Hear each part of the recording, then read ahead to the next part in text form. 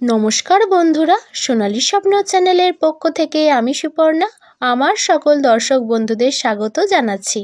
সকল বন্ধুদের ভালোবাসা জানিয়ে আজকের এই ভিডিওটি আমি শুরু করছি। আপনারা সকলে কেমন আছেন বন্ধুরা? আশা করি ভগবান শ্রীকৃষ্ণের আশীর্বাদে সবাই খুব ভালো আছেন, সুস্থ আছেন। আজকের এই ভিডিওটিতে আমি আপনাদের সাথে আলোচনা করব ভৈমী একাদশী ব্রত কি, ভৈমী একাদশী ব্রত কেন পালন করা হয়, এই ব্রতের দ্রব্য ও বিধান, আর এই ভৈমী একাদশী ব্রতের ব্রত কথা। আর আমরা এই ভিডিও থেকে জানবো যে ভৈমী একাদশী ব্রত পালন করলে কি ফল লাভ পাওয়া যায়। আশা করছি আজকের এই ভিডিওটি আমার সকল দর্শক বন্ধুদের খুব ভালো লাগবে, তাই ভিডিওটি সম্পূর্ণ দেখার জন্য সকল বন্ধুদের কাছে অনুরোধ রইল। তাহলে চলুন বন্ধুরা, ভিডিওটা শুরু করা যাক। মাঘ মাসের শুক্লা একাদশীর দিন ভৈমী একাদশী ব্রত পালন করতে হয়। এই ব্রত সকলেই পালন করতে পারেন। এবার আমরা জানবো এই ভৈমী একাদশী ব্রতের জন্য কি কি দ্রব্য ও বিধান আছে। এই ব্রতে একটি সোনার বরাহদেবের মূর্তি তৈরি করিয়ে তাকে সাদা কাপড়ে ঢেকে তামারটাতে রেখে পুজো করার নিয়ম।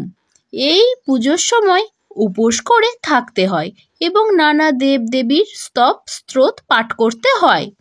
পরের দিন ব্রাহ্মণ ভোজন করিয়ে পালন করে সোনার মূর্তিটিকে ব্রাহ্মণকে দান করতে হবে। এবার আমরা জানব যে এই ভৈমী একাদশী ব্রত পালন করলে কি ফল লাভ করা যায়। ভৈমী একাদশী ব্রত পালন করার ফলে ব্রাহ্মণ হত্যা, চুরিচামারি, সুরাপান করার জন্য যে সকল পাপ হয় তার সমস্ত কেটে যায়। তাই যে সকল ব্যক্তি চুরি ও মদ্যপান করার ফলে যে পাপ করে থাকেন তারা এই ব্রত অবশ্যই পালন করুন। এবার আমি আপনাদের সাথে আলোচনা করব ভৈমী একাদশী ব্রতের ব্রত কথা। মাঘ মাসের শুক্লা একাদশীর দিন পাণ্ডবদের মা কুন্তী দেবী উপোস করেছিলেন। একে মাঘ মাস, তার উপর শুক্লা একাদশীর দিন, তাই সেদিন খুব শীত পড়েছিল।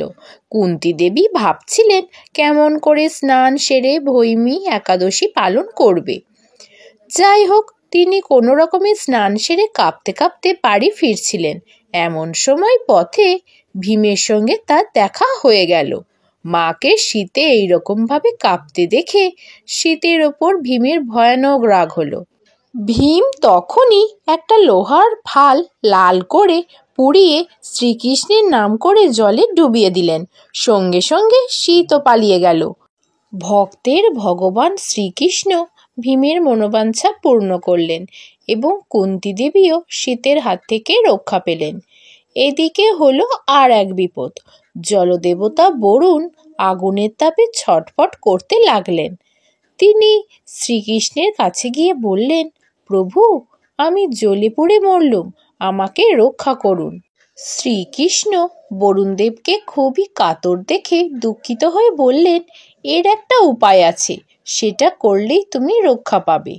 ভীম যদি আজ একাদশীর ব্রত পালন করে তাহলে তোমার এই আগুনে পোড়া জ্বালা সঙ্গে সঙ্গে চলে যাবে। তুমি যাও, আমি এক্ষুনি ভীমকে বলে একাদশী ব্রত করাচ্ছি। বরুণদেব আশ্বস্ত হয়ে চলে গেলেন। তারপর ভগবান শ্রীকৃষ্ণের আজ্ঞায় ভীম উপোস করে থেকে একাদশী ব্রত পালন করলেন। অমনি বরুণদেবও আগুনের জ্বালা থেকে মুক্তি পেলেন। সেই থেকে মাঘ মাসের শুক্লপক্ষের একাদশীর নামই হলো ভৈমী একাদশী। আমি এতক্ষণ আপনাদের সাথে আলোচনা করলাম ভৈমী একাদশী ব্রত কি, কেন পালন করা হয়, এই ব্রতের ব্রত কথা। তো আজকের এই ভিডিওটি আপনাদের কেমন লাগলো প্লিজ কমেন্টে জানাবেন। ভিডিওটি ভালো লাগলে একটি করে লাইক করে দেবেন আর শেয়ার করে দেবেন। আর আমি মূলত পূজার্চনা, ভক্তিমূলক কাহিনী, পৌরাণিক কাহিনী ও নানান অজানা তথ্য সংক্রান্ত ভিডিও দিয়ে থাকি। আমার ভিডিওগুলি যদি আপনাদের পছন্দ হয় তাহলে যারা নতুন বন্ধু আছেন তারা প্লিজ আমার চ্যানেলটিকে সাবস্ক্রাইব করে পাশে থাকা বেল আইকনটিকে প্রেস করে অল নোটিফিকেশানটিকে অন করে দেবেন, যাতে আমি ভিডিও আপলোড করলেই ভিডিওগুলি সঙ্গে সঙ্গে আপনাদের কাছে পৌঁছে যায়। এতক্ষণ সম্পূর্ণ ভিডিওটি দেখার জন্য সকল বন্ধুদেরকে অনেক ভালোবাসা রইল। আজকের মতো এই পর্যন্তই। আবার দেখা হবে পরবর্তী নতুন কোনো ভিডিও নিয়ে। সবাই খুব ভালো থাকবেন, সুস্থ থাকবেন, সাবধানে থাকবেন আর আমার পাশে থাকবেন। টাটা বন্ধুরা।